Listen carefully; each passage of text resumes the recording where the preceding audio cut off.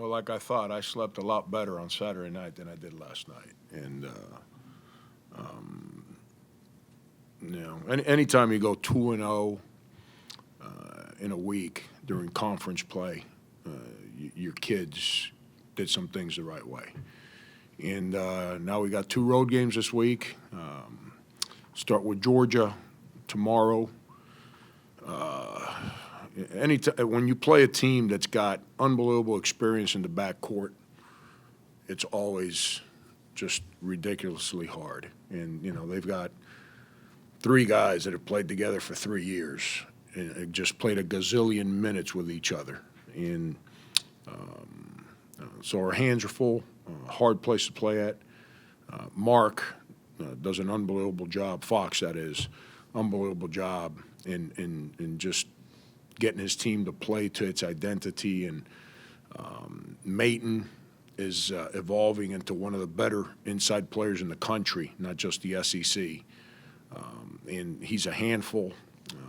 So it's just another week in the SEC. It's just you start watching tape, and the more you watch, the more your brain kind of just gets locked up in a big knot. But with all that said, I'm proud of our guys, and I'm excited for our guys, and we'll practice well here today.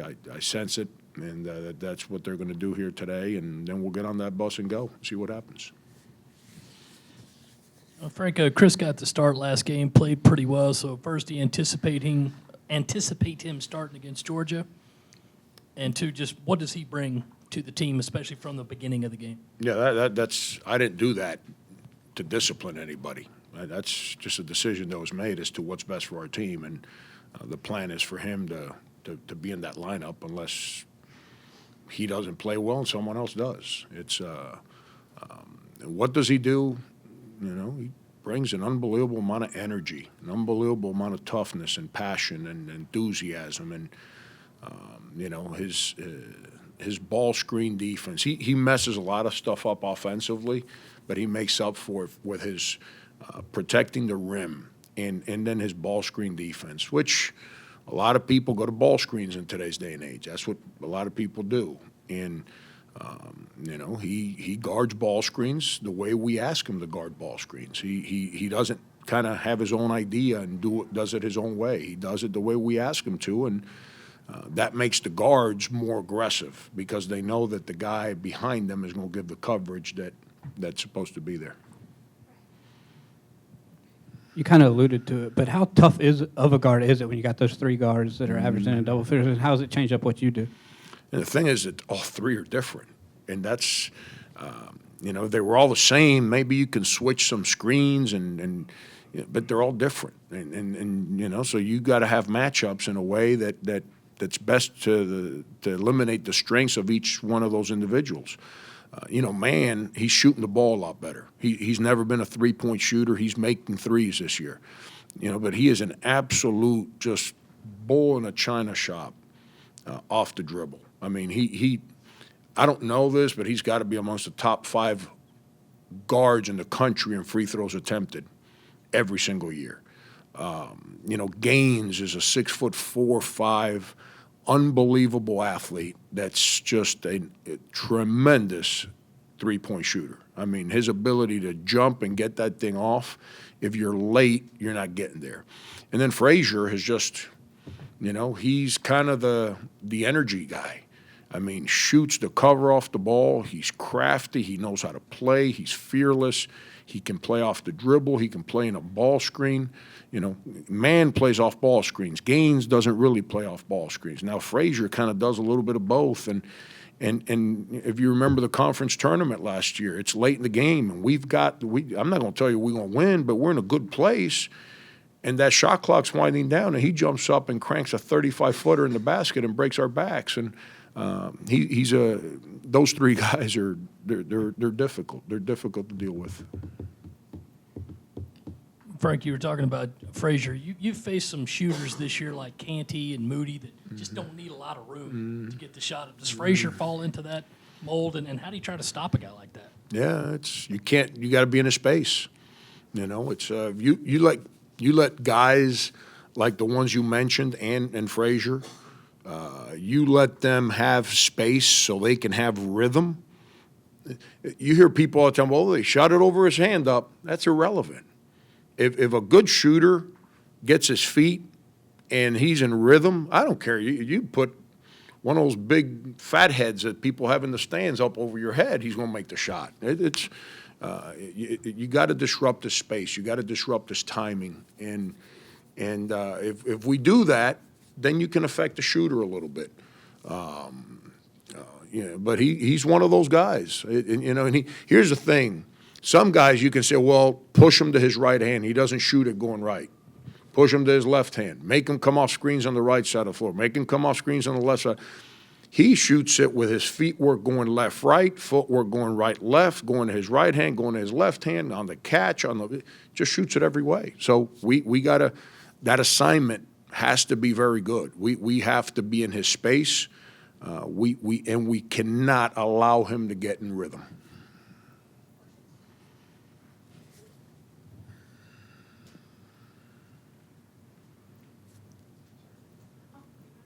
You spoke the other night about Michael and trying to keep him on an even keel. And how do you balance wanting the kind of emotion he brings that gets the crowd in it to the point where they're chanting his name, and yet not wanting him to go too far to where it disrupts the way he plays? That's the challenge in coaching him. That's, we all have challenges as people. That's when you're coaching him, it's not to get him to play hard. It's not to get him to care. It's not to get him to believe that his team can win. It's the challenge with him is to make sure that emotionally he's putting all his passion where it needs to be. And he loves it. Michael's as good a teammate as I've been around as far as his caring for teammates, his willing to win, his willing to work, the harder the moment, the taller he stands. It's just who he is, and he's loyal as the day is long. And but he was wrapped up in his matchup in that Alabama game. He wanted to outdo Riley Norris. And that's not what we prepared to do. We were trying to outdo Alabama. And he was wrapped up into his individual matchup more than he was with everything else. And it spent, in the past, for 3 years, he would never have been able to change the channel. Well, against Alabama, he was able to change the channel. And he went from Michael Carrera's channel to South Carolina's channel. And then the last 10 minutes of the game, he was phenomenal. He played hard. He wanted to win, but he was kind of, and that was what he and I were dealing with on the bench during the course of the first half and early in the second half. But that's, Michael, when you watch him, he plays with so much fire and emotion and passion that he loves it. Like sometimes I get mad at him. I'm not even mad at him. He just eats up. When he sees me full of passion, he eats it up. And that's just who he is. That's what he loves. He craves that. And but that's the challenge with him because he needs that. But at the same time, he's got to be able to keep that thing channeled in the right place. Kind of going back to last week, at the Legends thing, the Lithuanians before the year started said that they really like watching Petrovich when he was there at South Carolina, kind of looked up to him, and then we're really excited to meet him. How nice is that to have a Legends Week and have two guys from a different country kind of come in and get to meet one of their legends? Yeah, the best part is when I can ask him to give me a couple of real good words that I can use, so I can share with those two guys. That's the part I like a lot. No, it's good. Their home is a long ways away. And I'll tell you, one of the things they spoke about is, they both got a decision to make here pretty soon. Do they stay here and try to play, professionally back home? Do they, whatever, opportunities come up. Limonis is getting married. Those are some of the same things that he faced. And at first, he got married and he drug his wife while he was playing professionally in different countries, back in Europe. And that wasn't working out real good from a money standpoint and from a marriage standpoint. So, who won that conversation? It's, as we all know, undefeated. And so now he lives out in the West Coast and in Phoenix or Tucson, I believe. Yep. And, and he gave up playing so he can keep his marriage. So, that's something that I know he spoke to the guys about. And that's a decision these guys, Limones more than Mendogas, because he's going to step into a place of marriage after the season that Mendogas is not. So Mendogas can kind of do what all us single guys did when we were 23, go live in a shack somewhere and figure life out. And, Limones is not going to have that opportunity. Frank, you play Saturday, got to turn around and play Tuesday. The midweek games, the SEC, are Tuesday, Wednesday, Thursday. Are you, comfortable with that scheduling to where it's always Saturday, but sometimes the midweek games range, or would you rather it be on a set day in the middle of the week? It's no different. When I was in the other conference, you play Saturday, and then if you were any good, you played Monday night and Big Monday. It's,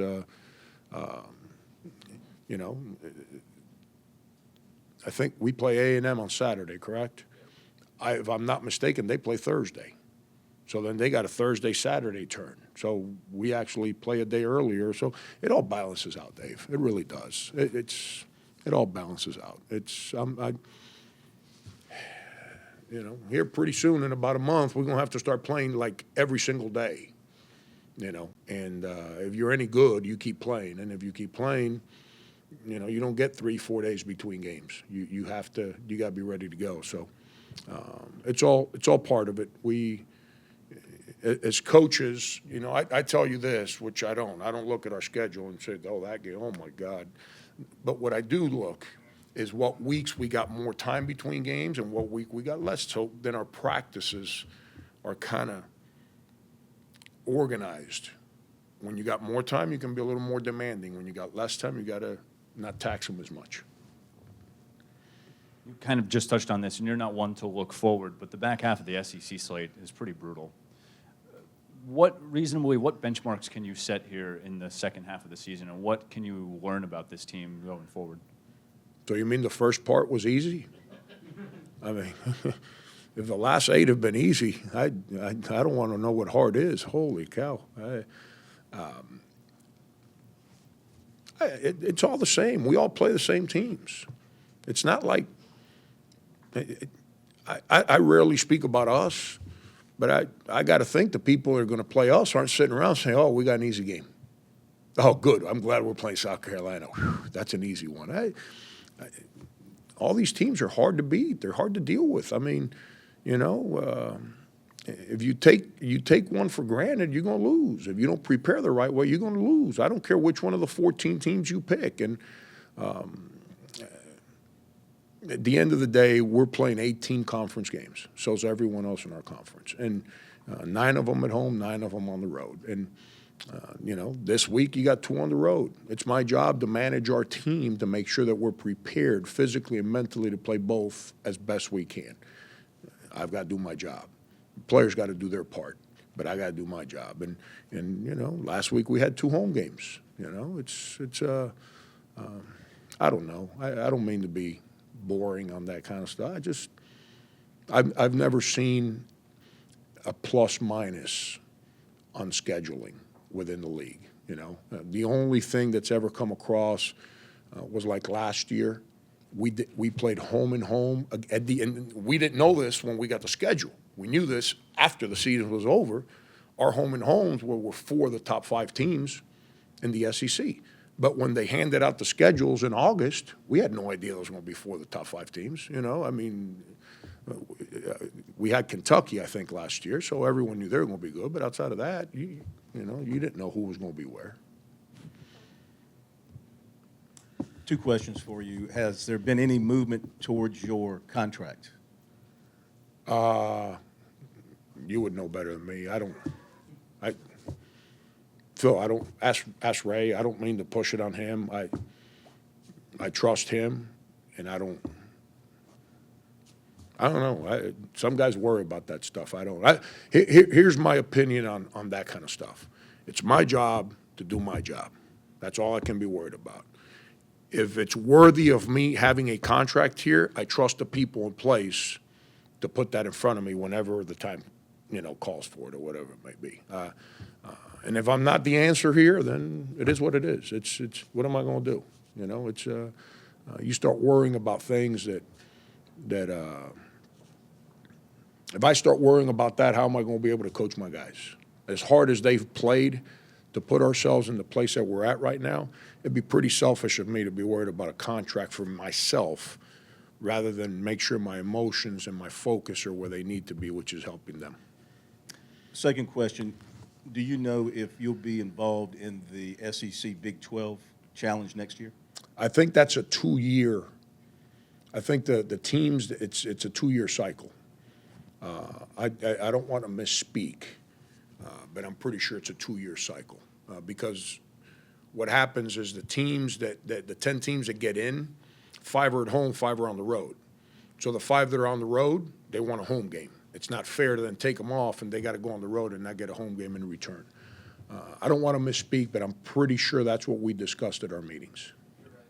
Is that it? I thought that's what I remembered. It's now 40 wins combined for the men and women. Can you just talk about how impressive that is in a season where both of you have that amount of success, especially with both, you still have at least 11 games each team to play? Yeah, we still got that many games? My God.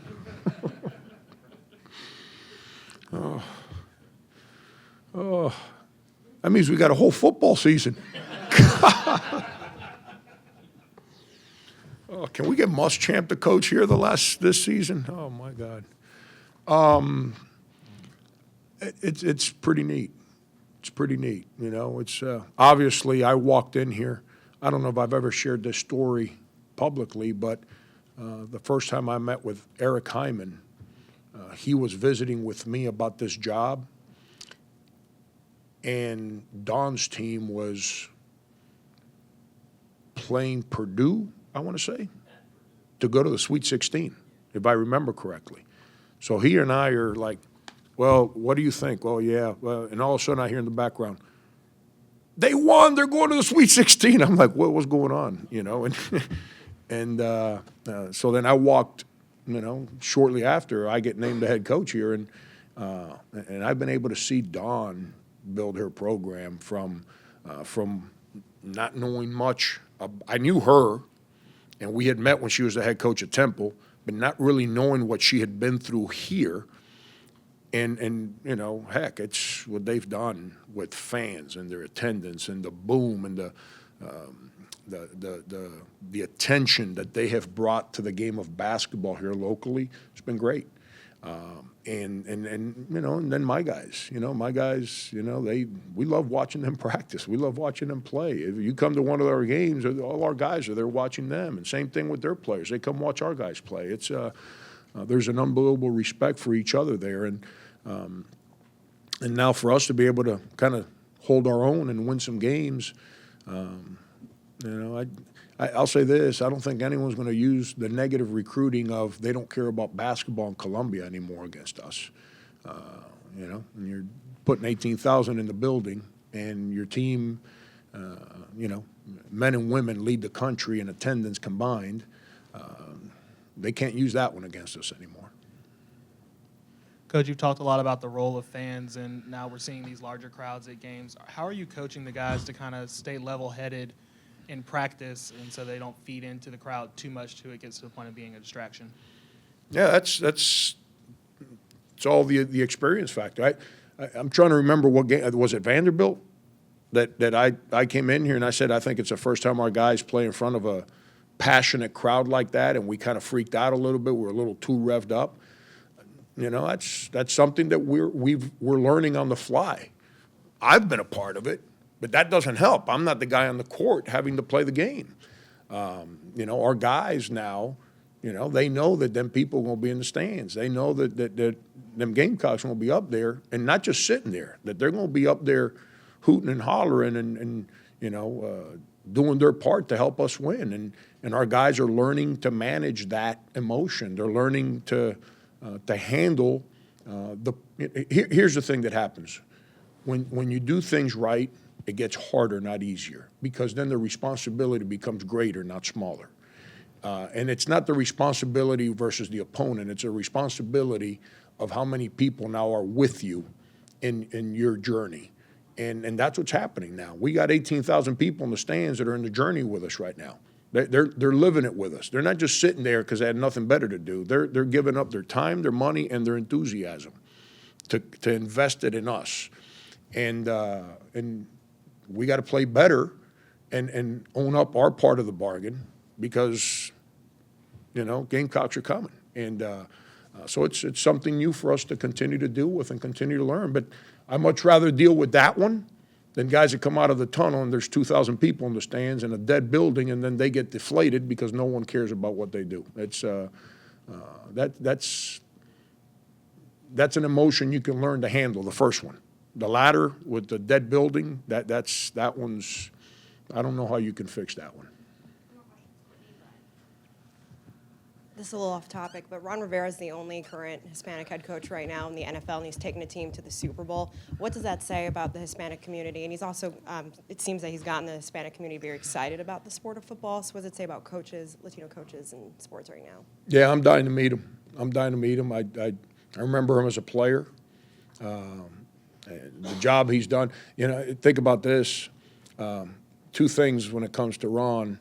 For a long time, he was a defensive coordinator for very good teams, and nobody would ever give him a chance to become a head coach. And that no one can understand why he couldn't get a job. Why isn't Rivera getting an interview? Why isn't he getting a job? And then he gets a job, and they're doing pretty good. And if I'm not mistaken, 2 years ago, they kind of, weren't playing real well. And they were ready to run him out of town. And you've never heard him flinch, complain, anything.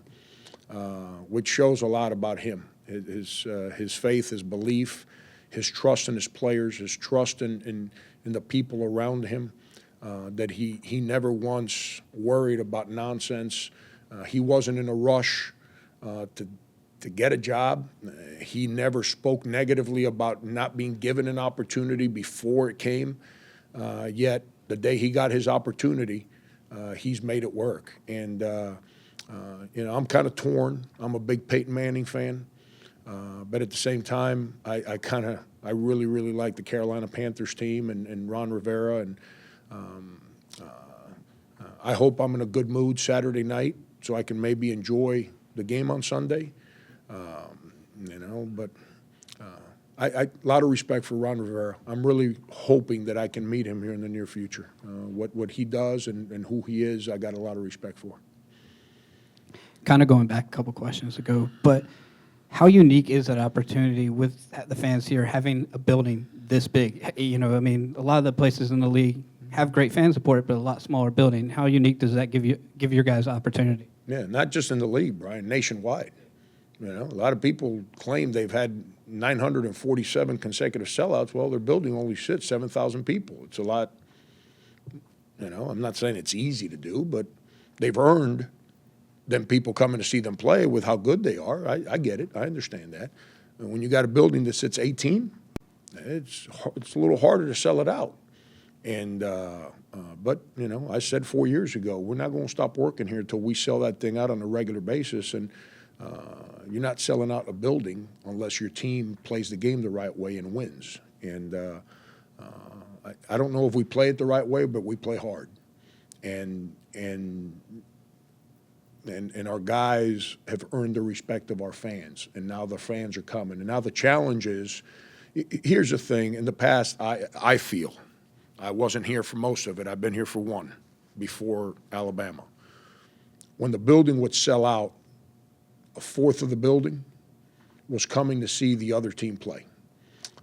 Another fourth of the building were fans that didn't particularly root for Gamecocks that wanted to see the other team play. And now, I don't know, did you hear any Alabama cheers in the game the other night? I didn't. It's 18,000 people coming to see us play. And that's fun. That's fun to be around that. Yep.